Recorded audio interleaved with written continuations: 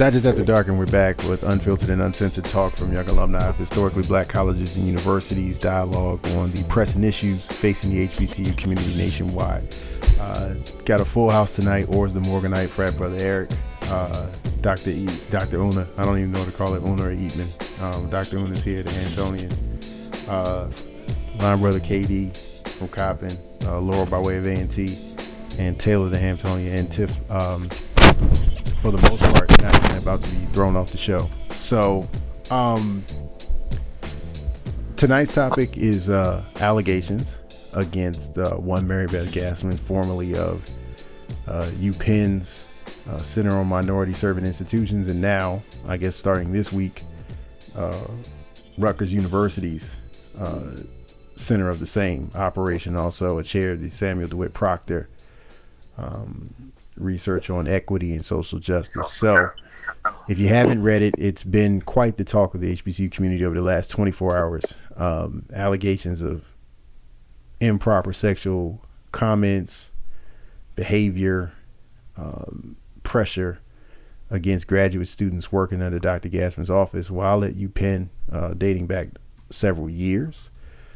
They've not risen to any level of criminal investigation. There's no indication that they led to her being dismissed or fired. But it is to say that this was an investigation launched by the institution, to which they've responded today to say that they don't discuss personnel issues, but they are aggressive about making policy and culture that is intolerant of sexual harassment. So you can take that for what you will. Tonight, we discuss the HBCU ramifications of it, scandal and influence on the culture and everything in between. So we begin with Tiff about to be thrown off the show. This broke, I guess it was this morning. You said for the first time, not about to be thrown. That's it's just old habits. Not about to be thrown off the show. I think it was yesterday morning. I woke up to the texts and the emails about this story. When did you become familiar with it, and what was your initial reaction to it? In a group chat, not the larger Digest After Dark one, but a side group chat, and initially not surprised. We're talking about a white woman who has made a name for herself, a platform for herself, and allegedly for others, particularly has become a champion in our community. And then she does things that really make us look at her like, you're not really that much different than the white people that we know are out to exploit our bodies, our labor, our minds, XYZ. So that's when I say I'm not surprised when white people do what white people do. That is what I mean. I mean, they have a lot of things in common. Now, I will say, that's mad racist, but all right. Racist. I mean, well, let me ask. So, who else is on? Frat brother Eric, you work in higher education. You have familiarity with Gasman's research and I guess her influence or presence in the sector. What was your reaction to the story? First time hearing it, I audibly guffawed. I laughed extremely loud. But it's like what Tiff said. It's like, that's typical. I think I asked a question. I can't remember how long ago it was, where I was wondering, like, those who don't have a natural stake in HBCUs, like, don't have a connection for themselves. Sometimes I always wonder, what is the impetus to actually get involved? What is the reasoning that somebody would dedicate their life's work into something that deals with a culture they have no connection to? I guess sometimes that can be a personal fetish. Well, that's what made me laugh about it, because truth be told, and I won't disclose all the details, I've kind of seen that in action in person. with her. That's not to say that these allegations are true, but it is to say that, like most of you said, I'm not surprised. Um, it also is to say that this is really unique in the power dynamic in higher education. So it's not unusual to hear about, faculty and department chairs, and they work with, graduate students or even undergraduates, and they say, I think you ought to, pursue this. You ought to pursue this as a dissertation topic, or you ought to do this as a capstone project. And they kind of leverage, even most of the time in an unspoken way, do this, or I'm not going to really give you all the help that I can give you, or I want to give you. Do what I want you to do. And sometimes that creeps into areas of, social or interpersonal or sexual impropriety. Typically, at least in the mainstream, there's been white men doing that. This is the first time we've seen a white woman, or, one of the few times that we've seen a white woman at the center of the allegation. And there apparently are receipts. So does that change the game for the way that you think about this? No, because power. Okay. Power don't change. It doesn't. Eric, was it any different for you? I'm actually surprised it came out because it's a white woman. To be frank, I mean that. I mean, despite the person's name, I just was surprised that it came out. It could have been any white woman that has enough power in higher education or anything. The fact that it came out about her, especially the allegations against black people, yeah, that's the most surprising part, honestly. What did you think about the nuts and bolts of the story itself? One of the interesting things is that the people who all made the claim were anonymous. Now, if you know anything about, sexual assault, sexual harassment, there's a great deal of embarrassment that people who are subjected to that stuff feel, and they don't necessarily in all cases want to be revealed to be the subject of an inquiry or a story like that. But it is to say that we are in the midst of a culture where people are becoming more and more comfortable with putting their name, face, image, video out about these kind of claims. Did you think that it was unusual, power dynamic aside, that no one was on the record to say, yes, I want my name to be associated with the claim that this lady made me feel uncomfortable on the job? I don't think you can do power dynamic aside, because these are people who work in a field that she has a significantly heavy name in. I think that's a very strong part of it. What I am interested in seeing is that if now that somebody has already dropped the first, bit of information, how many people, whether anonymous or otherwise, are going to come out and also substantiate what's been said. We've already seen that a lot of people have come out and said, "Oh, that wasn't my experience." And there's been other conversations in other places where people have said, "Yo, that actually makes sense." So I wonder how much is actually going to come out because of it.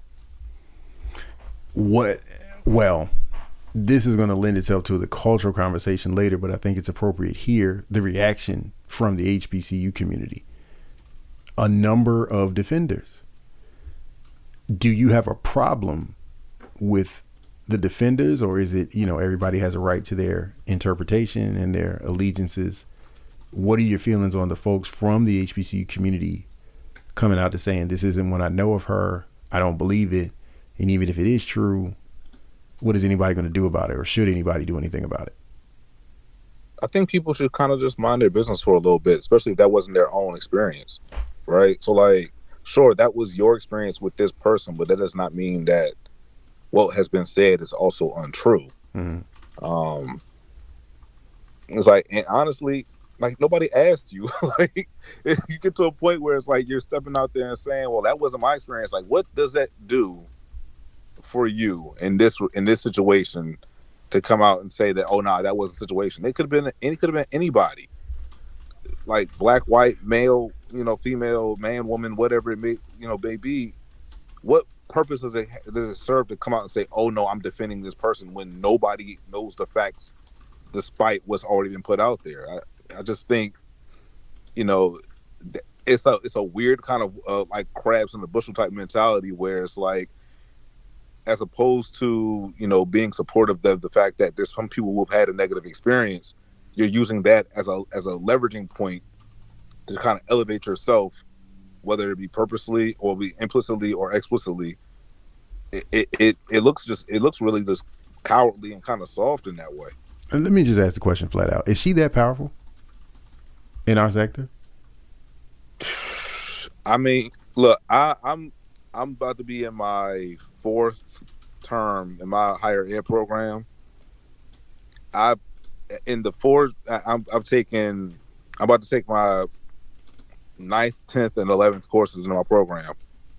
I've literally seen her name more times than I can count as an author on many books. I've heard her referenced by many people more times than I can count. The influence and the power is real. To the point that no one has any inclination to say this. We cannot accept this.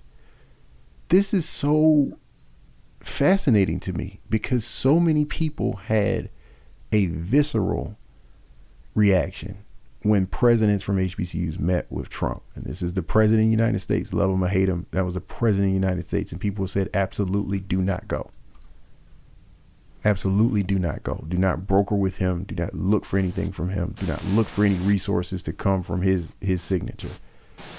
And this is, for all intents and purposes, this is a professor at a school that ain't even an HBCU. How do you wield that much influence that you can make a sector, thousands of people at hundreds of institutions, say nothing? Honestly, at this point, it kind of goes back to something that Tiffany spoke about almost years ago at this point, which is, after all of this, what are people going to do at HBCUs about making sure that we control the narrative of our institutions? We're the ones researching our own institutions. We're the ones creating centers about our own institutions, about as far as research and what we're doing to get better, as opposed to always trying to invite somebody to the cookout. Well, and does that end? So what's the future of that then? Tiff, I mean, because I would ask you, there's a lot of good white people that work at HBCUs. They've committed their lives to working at institutions. No, we're not. But what I'm saying is that's why you have to be careful with the. I mean, Eric's point is well taken, but you got to be careful with that cookout. Kind of allegory, because there are a lot of people that have given time, talent, and treasure to it. And care more authentically and are willing to check their privilege in a different way and are willing to. And I work with those people daily, not talking about them. So, what is the analysis then? For them, at the same time, I'm not asking for them to check hard. It's not for, at this point, it's not for regular employees and administrators to do. Who needs to check her? I would say very carefully that I think we all need to lean into collective work and responsibility and resistance. And we know what that is and what that looks like. Are we really resisting one person? Like, is that necessary? The way that y'all talk, or the way that this is looking since yesterday into getting to today, for one person, oh, absolutely. Because this one person got everybody shook and ain't nobody saying nothing. And keep in mind, just one other point before we go to our first break. She hasn't responded at all to any of these allegations. She said not a word. Exactly. So I don't know if that's arrogance. I don't know if that's certainty that it's false. Nah, that's power. She doesn't have to say anything. Not a word. And she knows for the most part. Penn came out and said what they had to say about it. Rutgers came out and said what they had to say about it. She's probably just sitting back like, I'm good. I said what I said. I said what I said. And you know what, like, Jared, you said that this is fascinating for you. I would like to add to the fascinating list, because at the same time, remember, I've been asking and tweeting about how publicly nobody has really stepped up to say anything about what Morris Brown has been doing for the last 17 years and holding them accountable for, still going out to act. Ooh.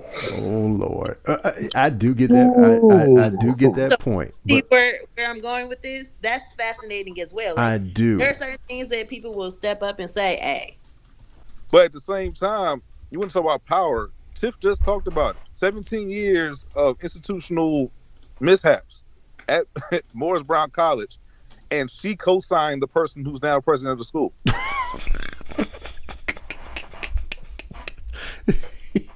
Right? I So knew like, y'all. I knew y'all were gonna no, get I'm that. saying though, because like at some point, if you actually do care about these schools, like if it's not just like something that you know that you can find your own little lane in because you look the part to get the approval of certain people, and you have this other side of you, which may or may not allegedly is a fetish for other things that are black, then like, do you really care about these schools doing better, or do you care enough about these schools to research them to just to benefit your own pockets? Because to this day, for the $22+ million of money she's received to do research on HBCUs, I cannot find any evidence of how any of that money has went towards improving any of the schools. That's a point. That's a point. And I'm sure that there is, but the fact that she's so outgoing and she's so noticeable in press, that is an excellent point to say. Then how did your work become transformational for the sector you allegedly serve? That is something that we have to hold to account, and I hope that we do in the weeks and months after this to come. We're going to take our first quick break. When we come back, we're going to talk about some cultural implications tied to the revelations about Dr. Gasman. Digest After Dark. We'll be right back.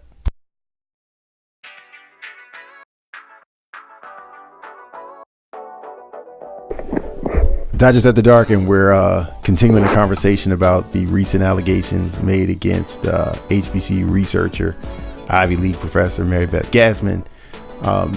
We wrapped up conversation about the logistics or the dynamics of the story, and now we want to talk about some of the cultural implications. And the first that comes to mind for me is we talked about this in the first segment a little bit. We've already come off a big year with HBCUs institutionally trying to figure out how do they deal with instances and handling and reporting and responsibilities in sexual assault, sexual harassment, right? And now we have somebody who's in the HBCU orbit accused of that stuff. Because of the institutional responsibility we have to show and prove that we take that matter seriously, I would ask you two guys, and I think we have Taylor the Hamptonian and KD on. Because of that, do we have an extra responsibility to speak up about this and make it clear what our stance is on this lady, because most of her professional profile is built on HBCU research? I think it's very important for institutions to respond on this topic. Anyone who ever listens to the podcast or anyone who ever listens to me, they always know that I talk about the godlike complex that operates within our institutions, within our systems, within our administration, the folks who support us and those who don't. And so I always know that our students always look to our institutions and our senior leadership when things hit the fan. Our students know who Marybeth Gasman is. They know her because everything that we cite, everything we talk about typically comes from her. She's featured in documentaries. Let's not forget, she's in television. We Are Rising. Mm-hmm. Let us not forget that she's a very she's in there a lot talking about the history. So it's not only that our students have seen her, we have prospective students who are seeing her in this light. We have folks who may not even know or have even thought about HBCUs, but now the news of this is coming up. So I think it's very important for us to have the conversation, to talk about her, and to talk about how this is affecting us, because us being quiet, I take it as we are okaying the godlike experience. And it's so funny because what was it? The situation with Papa John's, right? So Papa John's owner, or the front facing guy of the company, he gets caught up for making racist statements.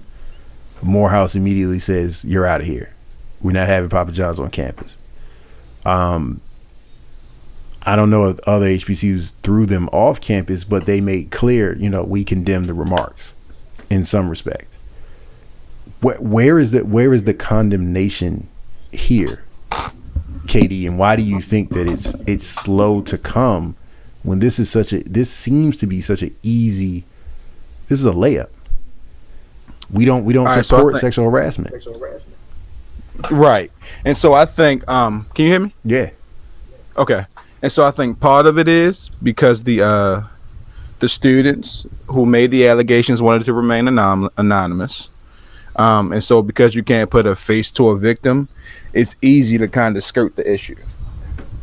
And then part of it is because I think we take for granted how much of us do research in the within the community, because as a STEM major, she didn't come across any of my studies, right?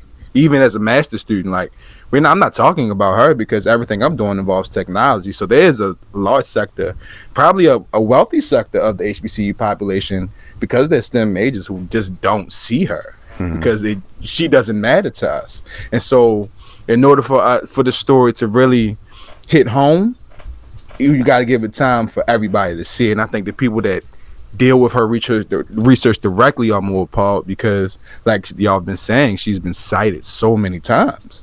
And so much of her research has been used in order for other students to get doctorates, I'm assuming.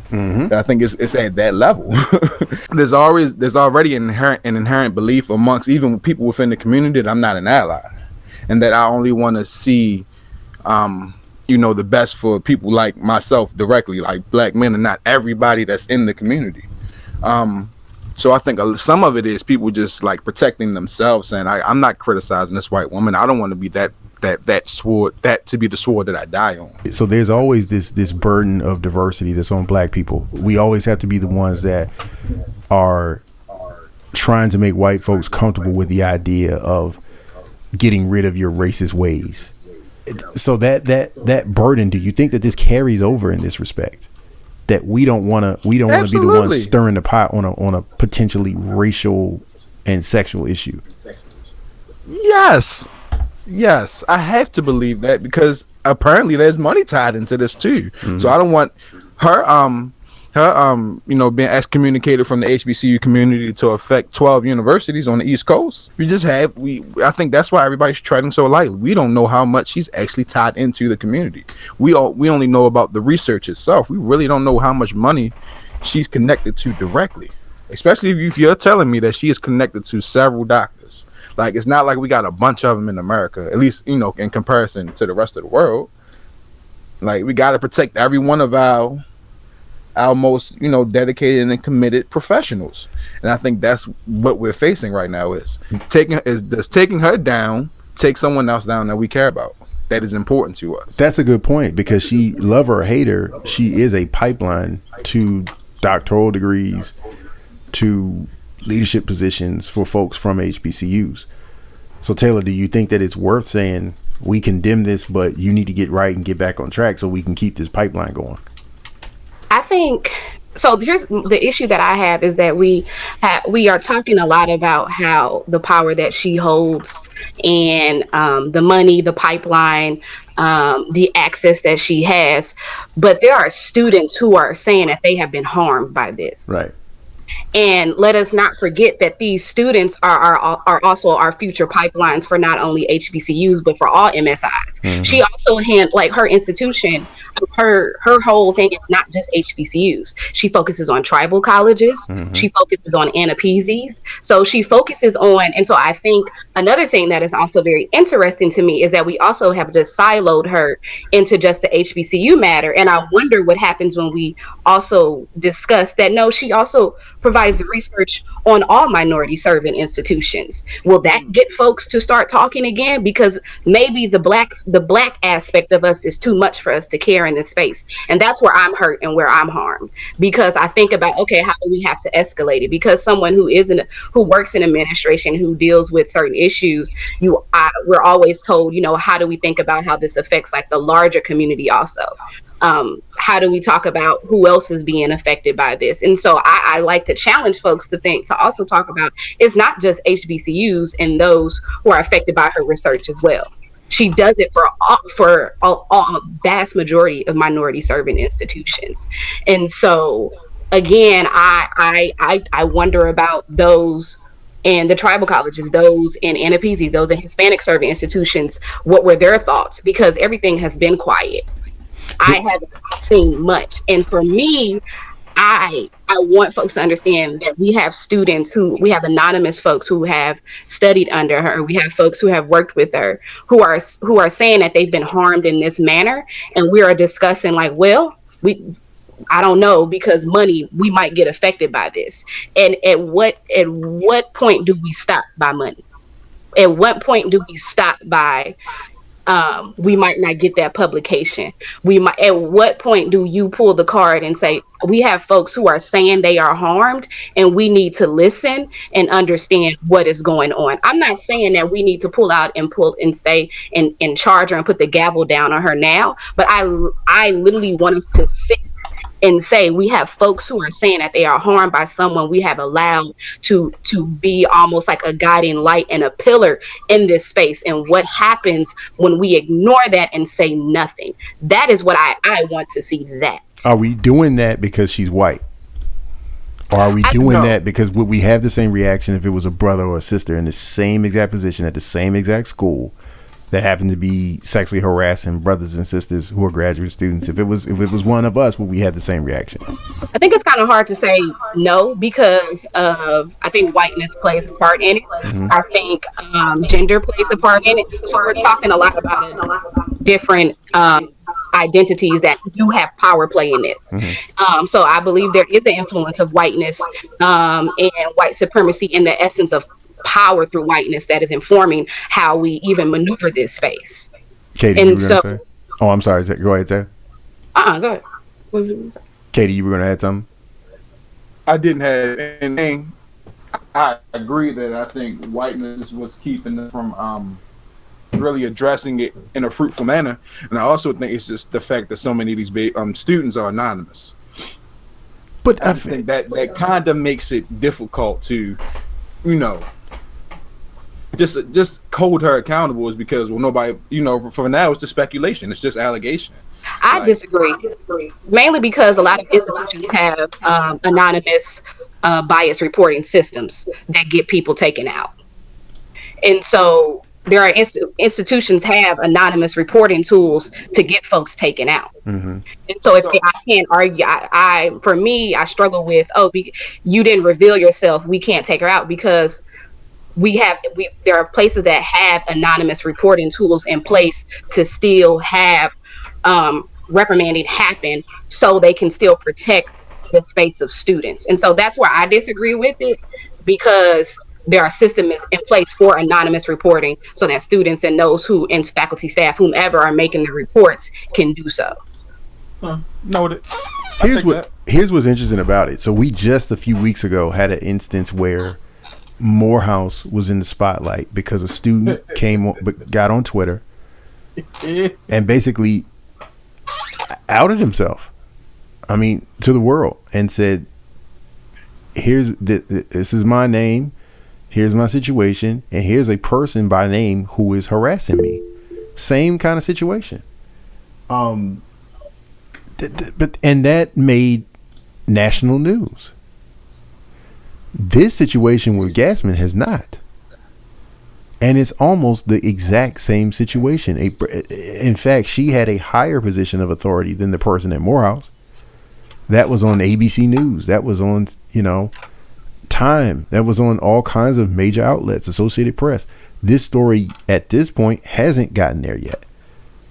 And do you think that is the reason is because no one has picked up on the fact that she was doing this to black people, or it was because it wasn't done at an HBCU, or because she's white?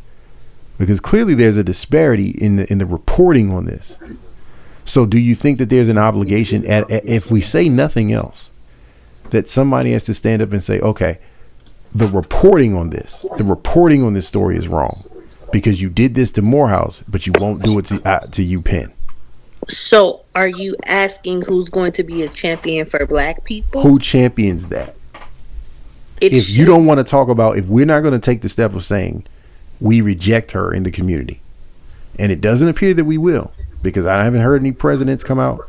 I've heard very few students come out. I mean, people are subtweeting, but I've heard very little reaction in comparison to when things like this happen on our campus. So who comes out and at least makes the point, hey, look, the reporting on this is wrong. Our being champions for ourselves should not be taken or conflated with us rejecting her. It's just that you're deciding to protect those who you're responsible for educating and growing. And if that means drawing a line in the sand against a person who is reported to have done certain things, then yeah, that's what you need to do. It shouldn't really have anything to do with who she is as a person, because you should be doing this for anybody who decides to attack people in this manner. It shouldn't be a question. Who takes the lead on that? Is it students? Because I told somebody today, and I've had people calling me all day. And one of the thoughts that I have on this is there's two groups in my mind that make this story get bigger. One is Black graduate students who turn this into a Me Too moment, with her as kind of the capstone figure of how this happens to them. The other is white male faculty at PWIs who say, no, wait a minute. You all get us like this all the time, and we get our careers destroyed. Why hasn't she? That is a great I might have a dumb question. I might have a dumb question. There are none of those. Nah, it might be. We're about to find out. When have white men and women turned on each other in this manner, though? Oh, pretty regularly. Like, I'm trying to. I don't see that being a thing, at least for this. And I agree with Tiffany in one case, because just something completely off topic, right? But Joe Walsh is running for president, in the Republican Party. Mm-hmm. And we all, if you're familiar with politics, you know that Joe Walsh has been a prototypical a-hole towards Obama and his whole camp, his whole run as president, and like the one of the big Tea Party champions. Mm-hmm. And so he got up on MSNBC and asked for everybody's forgiveness. And I'm just sitting here like, hold on. You were a birtherism dude. Mm-hmm. You let us know that you were racist off top. So why is it that we should forgive you as a community? And then here come Joe Scarborough. I mean, all you can do is ask for forgiveness. It's like, oh my God, bro. You just legitimized this dude. You just gave him a pass. And like, so I don't know that they will ever. Like, no, ever. Like honestly, I don't see it, only because I don't see it. Let me say this. I think that there's a sense that it might happen. And the reason is you got to think about where this was reported. This story was broken in Inside Higher Ed. Right. If you know anything about Inside Higher Ed, anything they do on HBCUs is going to include a quote from Marybeth Gasman. Yep. Anything. That's valid. The rare opportunities where they're actually covering HBCUs for more than something like struggle or losing accreditation or we ain't got no money or crime, no matter what is coming out of their pages, Marybeth Gasman is going to be quoted in that publication as the HBCU expert, quote unquote. So for them to have ran that in Inside Higher Ed, right? That is wild. So for that publication to have run that story, that was a big deal. That to me was a signal of that. Yeah, they'll turn on you. I hope so. But in case they don't, I'm not surprised. But do I think it's a matter of who builds the coalition? Because I did notice last night, at least on Twitter, I didn't check all social media, but at least on Twitter, there were quite a few white female advocates, HBCU advocates, who said this is embarrassing, and even worse because she's a white woman. They didn't even run away from the racial part of this. So can I say this out loud too? Hopefully. I'm gonna be careful with this, and I apologize if it offends anybody. But I think I'm gonna just assume that this is a heterosexual white woman. Yes. Well, if you look So I'm at if you thinking- look at the quotes in Inside Higher Ed, Oh, we wow. can make that assumption. Okay, and so I'm assuming that most of her victims are black men. That they didn't say. That they didn't say. I don't know. I just think it depends on like who is complaining too. Or, well, making inappropriate comments about somebody's body or what you think their relationship status is with somebody, that's all of that's out of line. That's true. So, like, Especially in a there are pregnancy. women involved in that regard, too. Mm-hmm. And then, I don't know. People like to make small talk. I'm not one of those people. So, like, Right. I hear people say inappropriate things almost daily, and I'm like, security. But, like, no, like, Security. and I don't want to, like, lessen, what it is, because I fully believe she did it. But at the same time, maybe, because, no, I'm not saying that. Never mind. See, Go on. You said a whole lot, and now you're gonna stop short. Okay. You know what? We're going to take our second break, and when we come back, we're going to talk about the future for HBCUs in a relationship with Marybeth Gasman. Dodgers After Dark. We'll be right back.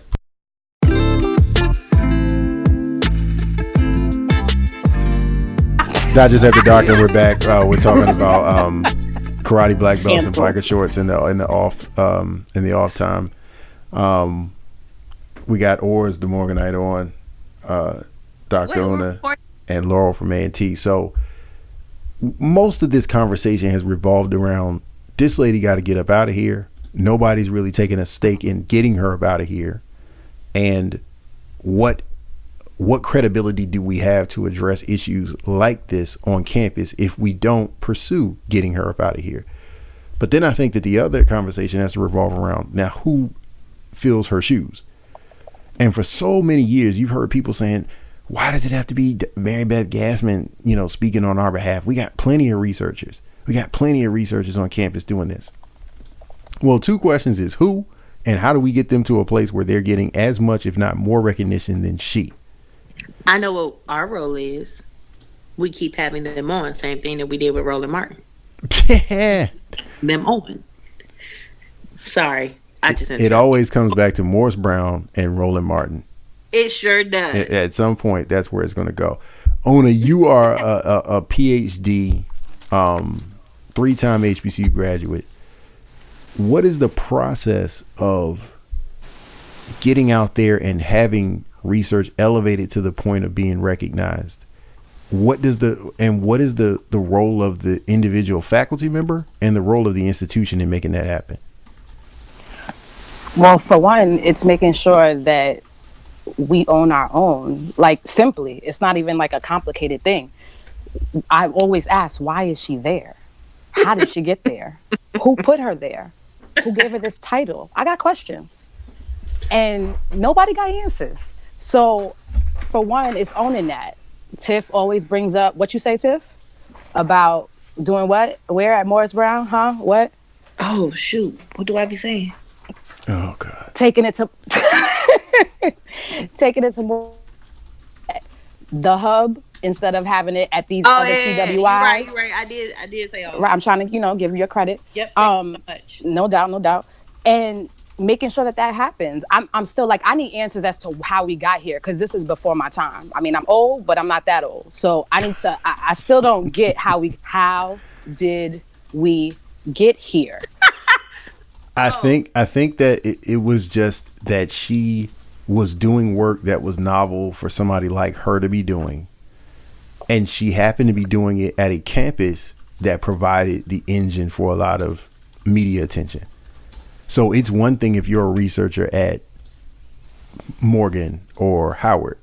It's another thing at UPenn, because Associated Press, USA Today, those major daily newspapers will look at an email from UPenn differently than they would look at one from Howard, for better or for worse, fair or unfair.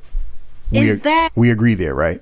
And they will look at the headshot of the lady who's saying, I'm an HBCU expert, a white lady with glasses, than they would a sister with locks, or a brother with a goatee.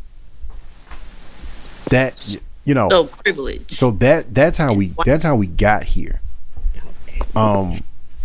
The question is, if this doesn't stop, because she's gonna keep going. She was quoted today in an article on Wilberforce Yeah, I seen that joint. not being able to make it, and her quote, I believe, was something along the lines of, "It is hard to resuscitate a brand that's already, you know, kind of known for being in a position of struggle." So, Laurel, if you consider that we're already kind of behind the scratch line, in that our experts are not white. They send their emails from hbcu.edu email addresses. Is there a future where you can effectively replace her, or have some people replace her as authoritative experts on HBCUs? For that replacement to happen, and this kind of correlates with the whole sexual harassment, sexual assault situation in general, once people bother enough to listen to those who are affected, that's when it'll actually change. But as long as you still ignore those voices and say, okay, between this person and that person, I'm going to go with the one that has the title. Or I'm going to go with the white person over the non-white person.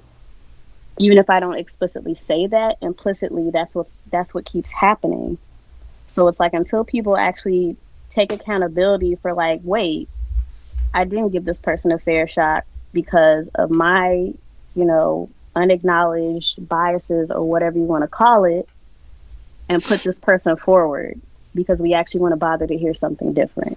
So I feel like, even not even thinking about this situation specifically, I just feel like until people are actually bothered enough to actually practice what they preach, instead of just saying, oh, this is messed up, this is wrong, this shouldn't happen, we really care about, you know, our students and our staff, and we don't stand by this at all.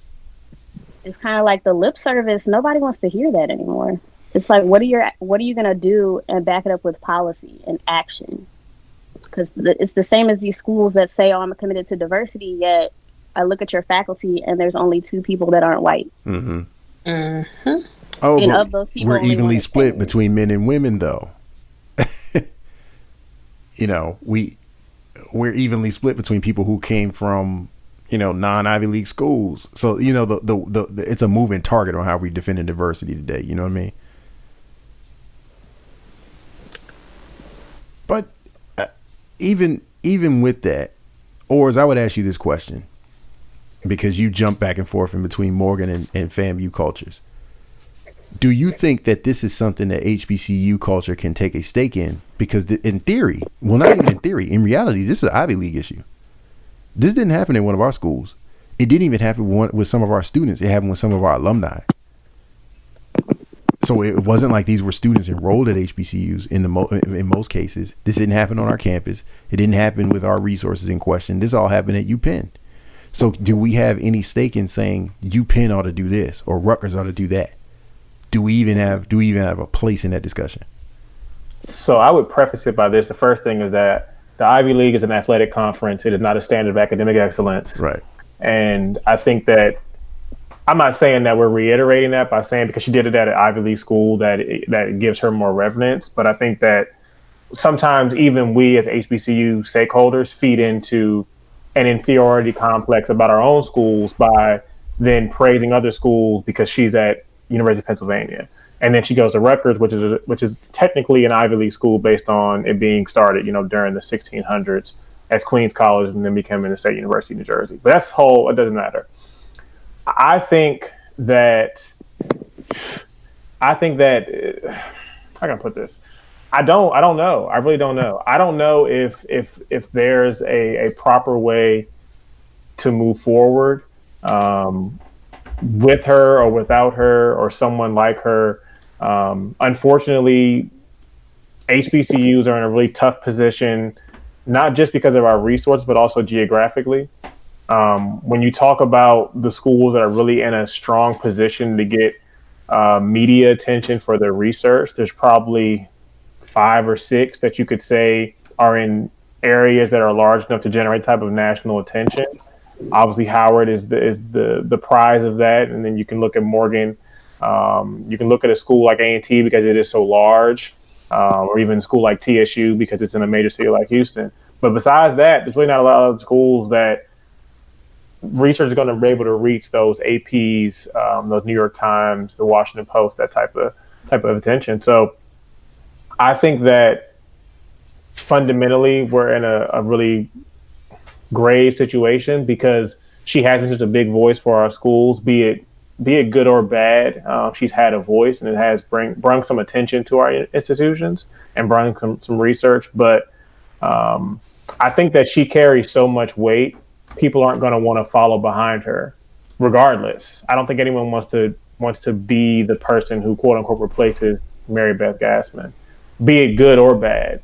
And I think that leaves a large gap between kind of the research that is done by our schools and then what is actually being produced and shown throughout the country. Do you think that it also comes down to a resource question or a priority question? This is actually for all three of you, because one of the ways that she made her hay is that she was willing to do the surveys and the interviews and the conversations about stuff and creating data on things that HBCUs individually and collectively had not done. So that was part of the way that she became, the juggernaut in the sector, is because she was doing work that no one else was doing. And now we are doing that, but we're playing catch up.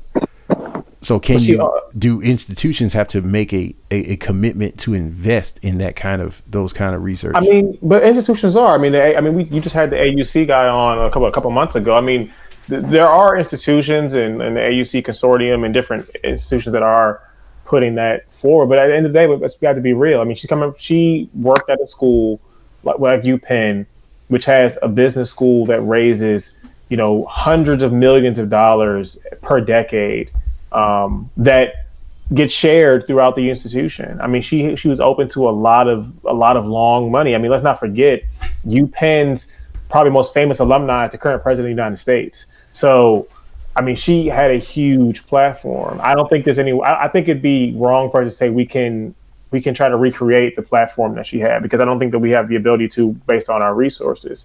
But we can produce meaningful research over time.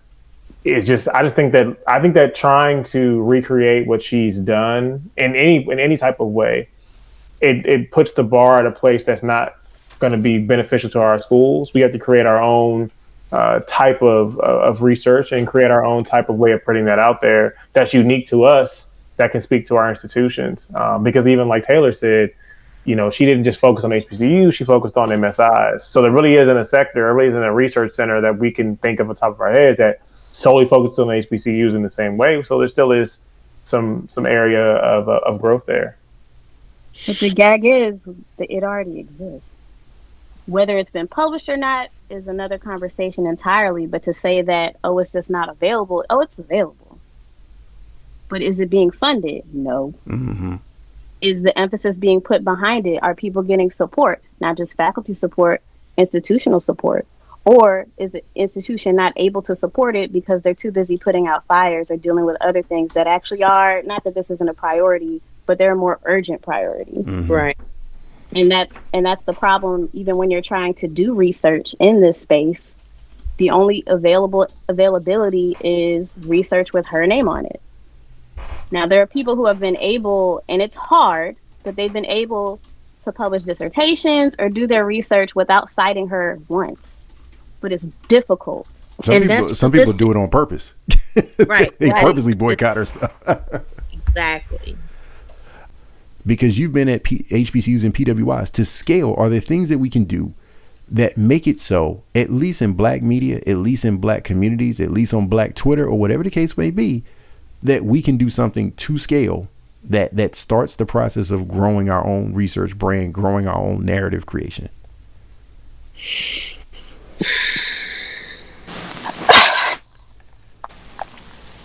All of this is at what cost? Because when it comes down to it, there were students there who trusted, and their trust was violated. Mm-hmm. And when that happens, who are we going to have to continue these these studies, this research? What does that look like? So yeah, we get X amount of dollars, but then at what cost? What does that look like? Because if everybody is surrounding this woman and watching her research and doing everything that she's saying do, what are we really coming up with? What does that look like? Because if we're not making, go ahead. No, that's an excellent point, because I just thought about it when we talked about earlier all the defenders that she has.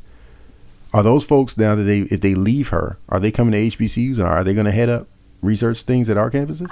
I don't even know that I want them to come. That's on the side. We don't need apologists or and they're not. I mean, they're not coming to this. They're not coming to our schools. I mean, let's be real. I mean, most of the people who I see who are these big HBCU people. I mean, again, I'm not in the sector. I work in the private sector, but from what I can see, most of these people who are African American history, savants, they don't work at our schools. They don't teach our students. I mean, the only people I see are people who are on the Rock Newman show. That's it.